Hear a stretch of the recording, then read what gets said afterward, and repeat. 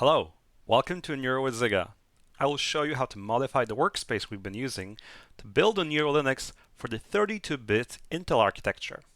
In the past videos, we have completed the arc of development, starting from preparing the workspace, through building an operating system image, building an update bundle, all the way to performing the update with our own HawkBit instance. We did all of this for the default QEMU x86 64 machine configuration, essentially a virtual machine emulating a 64-bit Intel or AMD system. Today, I will show you how to transfer all of this knowledge to the other machine types. For convenience, we will start with another virtual machine, the QEMU x86, or the classic 32-bit Intel system. Thanks to BitBake and the Yocto project, this is quite easy. Oniro comes pre-configured for this machine type. All you have to do is to select it in the build configuration file. Set up your terminal to work with the build system as we did before. Open the conf/local.conf file in your preferred editor and find the machine variable.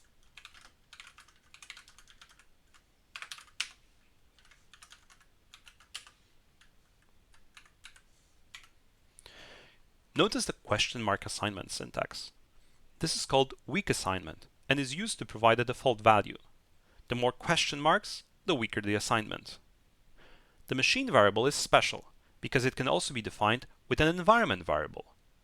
If we wanted to, we could leave this file as is and set this variable in the shell. To avoid mistakes, I will modify the variable explicitly. I will still use weak assignment, although stronger than before, as this lets me override it in the shell whenever I want to. For the record, I'm setting the value to QEMU x86, no dashes or spaces.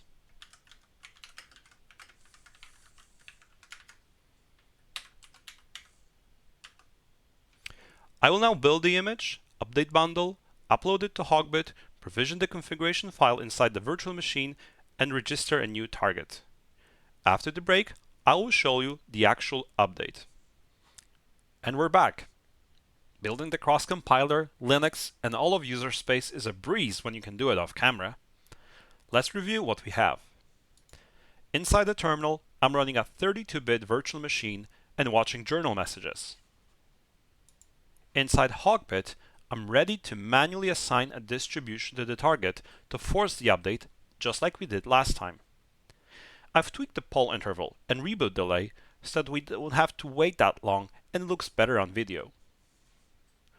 Let's start the update.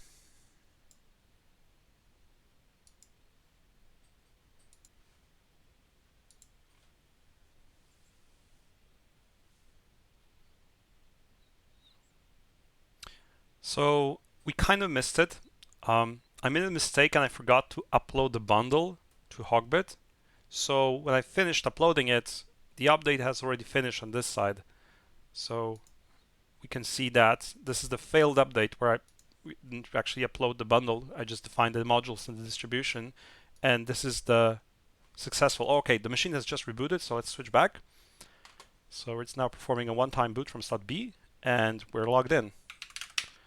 And yeah, we can actually do one more quick thing. We can reboot the machine to show that it sticks to slot B from there on, because the update transaction has been committed. So let's do that quickly. So now it's performing a normal boot from slot B.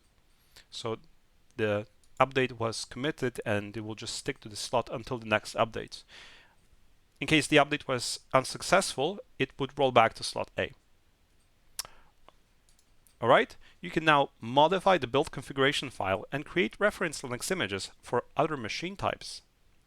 Join me in the next video where I will initially program and then update a Raspberry Pi 4. Thanks for watching and see you soon.